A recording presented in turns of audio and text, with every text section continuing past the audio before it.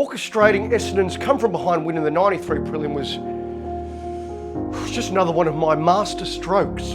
It's Essendon versus Adelaide in the 1993 preliminary final at the MCG. The first half against the Crows prelim was a bit of a shell shock, really. We were looking, what the hell's going on here? Handball over the top. Is it all right? Modra, uncertain. They were playing all over us. You know, Sean Wren was taking screamers. It was unbelievable. You had a 7-goal lead. It should have been a 10-goal lead at half time. I'll tell you what's unbelievable. Not the fact the Bombers were down by 7 goals at half time, but Mark Bickley was BOG in a prelim final. Mark Bickley. But at half time, it's 6-6 to 12-12. You wouldn't read about it. Yeah, things were getting desperate in the coach's box. Maybe 6 minutes or 7 minutes from half time, I turned to Dave Weedon, our assistant coach, and said, "We need Coach Cole. You better get the message quickly at half time to Coach Cole." Well, look, they were in a bit of a mess, the Bombers, and as a 4-time premiership coach, I was hired by Sheeds as his mentor consultant for the 93 season. So I was there at the game watching this whole debacle unfold, Bickley running rings around Calthorpe, when about 5 minutes from half time, my pager goes off.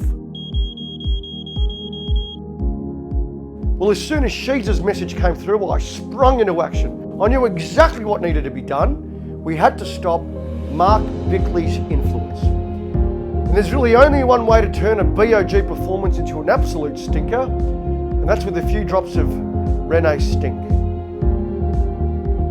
Well, you see, when you got a bloke like Rene Kink, who's played in 5 losing grand finals, you got to bottle that stuff up and learn to use it to your advantage. And it's that potent, you really only need a few drops. But I reckon Bickley and the Crows had no idea what hit them at half time. Bit of Rene Stink.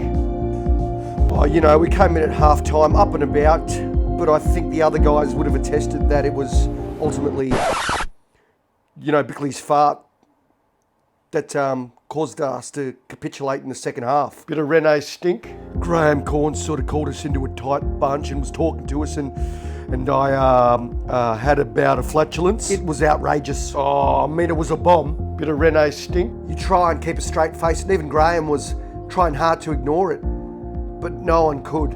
Yet had a impact. Bit of Rene Stink. Everyone just could not concentrate. Blokes were looking around to see who'd done it. It was too pungent. I mean, how do you describe that aroma? It's like a cross between Mick Martin's wet footy socks and Lance Whitnell's soiled game day jocks. Horrific. We all heard Bickley's fart from our change room. At the time, it was the loudest I've ever heard. I remember one of our directors explaining the Rene Stink to Paul Hills. 1 second your butt cheeks are clenched, and then they just sort of, like it opens up fully. Well, to cut a long smell short, the irony of the whole thing, it was the Bombers with the wind beneath their sails after half-time, and they came out and they beat the Crows in one of the most famous victories in AFL-VFL history. 111 to Adelaide, 14-16-100. And they went on and they became the premiers of 93. All because of the Rene Stink. And you know what?